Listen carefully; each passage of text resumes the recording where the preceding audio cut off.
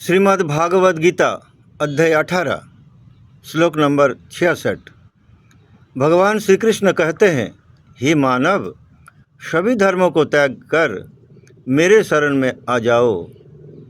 मैं तुम्हें सभी पापों से मुक्त कर दूंगा, इसमें कोई संदेह नहीं है।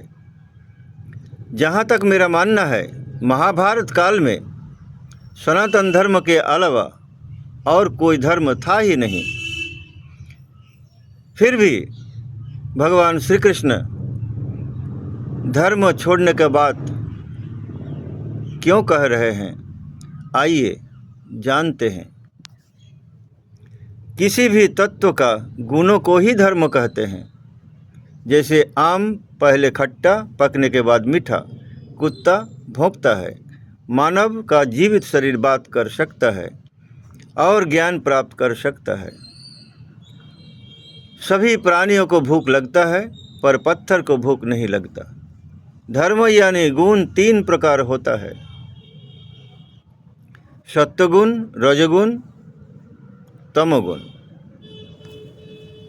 शाक सब्जी भोजन करने वाले सत्वगुणी, मांस चटपटा स्वादिष्ट भोजन खाने वाले रजगुणी, और बासी सड़ा हुआ दुर्गंध युक्त मदिरा भोजन करने वाले को तमोगुणी कहते हैं। और कुछ ऐसा भी प्राणी है जो तीनों पसंद करते हैं, जैसे मानव।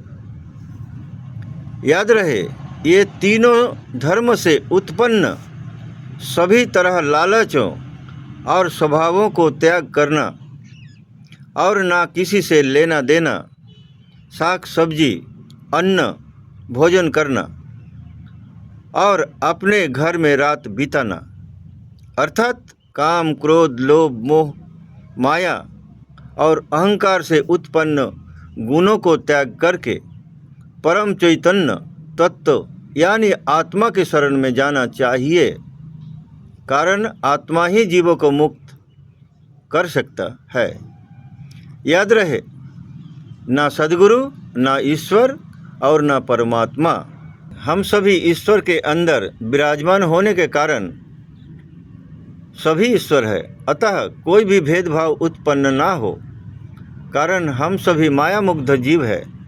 इसलिए सभी त्याग संभव नहीं, परंतु धीरे धीरे सुधार तो कर ही सकते हैं, ताकि अगले 100 जन्म के पश्चात वो परम शांति यानी मोक्ष प्राप्त कर सकते हैं।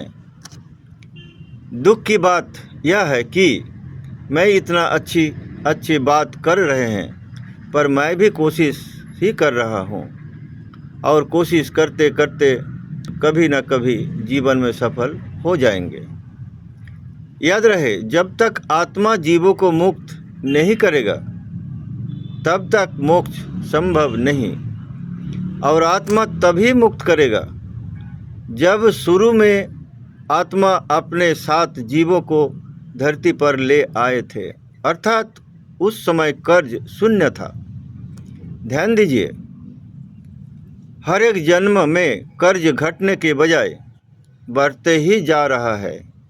जिस दिन जीव कर्ज मुक्त हो जाएगा, उसी दिन आत्मा जीवों को मुक्त कर देगा, और आत्मा खुद भी मुक्त होकर परमात्मा के साथ विलीन हो जाएगा। अर्थात जीव और आत्मा दोनों को आवागमन से छुटकारा। वास्तव में इसी को मोक्ष कहते हैं। ध्यान से सुने, क्या लेकर आए थे जो लेकर जाना चाहते हैं,